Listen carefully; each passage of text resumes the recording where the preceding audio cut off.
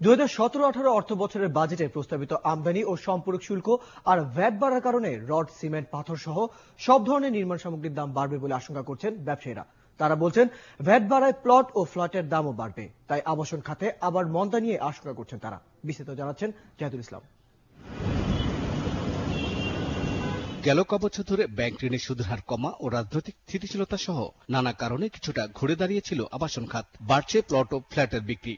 ঠিক এমন সময় প্রস্তাবিত বাজেটে এই খাতের কাঁচামাল সহ ফ্ল্যাট কেনায় বসানো হয়েছে 15% ভ্যাট। আবাসন ব্যবসায়ীরা বলছেন, বাজেট প্রস্তাবনা অনুযায়ী ভ্যাট আইন কার্যকর হলে কাঁচামালের দাম বেড়ে যাবে 2 থেকে 3 গুণ, আর সবচেয়ে বেশি বাড়বে রডের দাম। প্রতি টন রডে বর্তমানে 900 টাকা ভ্যাট আদায় করা হলেও নতুন ভ্যাট আইনে এটি দাঁড়াবে 7,500 টাকা। এতে বেড়ে যাবে ফ্ল্যাট ও প্লটের কেনার খরচ।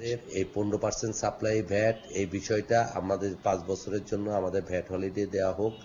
পাশাপাশি আমাদের যে তহবিল, সেই 20,000 কোটি টাকার একটি তহবিল আমরা চেয়েছি গ্রাহকদের জন্য, এই তহবিলটা আমাদের দেওয়া হোক।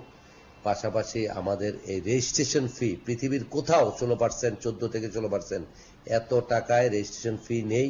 বিদেশে যারা শ্রমিকরা, যাদের বৈধ আয়, যদি আজকে সরকার সুযোগ দেয় তাকে এই খাতে ব্যবহার করে তাদের আবাসনের ব্যবস্থা করে এবং বিদেশি টাকাটা তাহলে দেশে ঠিক মতো আসবে। বিশ্লেষকরাও বলছেন, নির্মাণ সামগ্রীতে ভ্যাট বাড়ার কারণে ক্ষতির মুখে পড়বেন ক্রেতা বিক্রেতা উভয়ই। তাই চূড়ান্ত বাজেটে ভ্যাট বহাল থাকলেও ক্রেতা সুবিধায় কিছু দীর্ঘমেয়াদী পরিকল্পনা নেওয়া দরকার। যদি সরাসরি কোনো এখানে সরকারের ভর্তুকি না দেয় তাহলে হবে না, কিন্তু সেই ভর্তুকি না দিয়ে সহজ শর্তে ঋণ অন্তত দিতে পারে। ভর্তুকি না দিলেও খুব সহজ শর্তে যদি ঋণ দেয় লম্বা সময়ের এসে, তাহলে যেমন এই বিক্রিটা একদম স্থবির হয়ে যাবে না, তেমনি তাদের একটি ফ্ল্যাট, একটি অ্যাপার্টমেন্ট, একটি বাসা করার স্বপ্ন, সেটা হয়তো ধূলিসাৎ হবে না।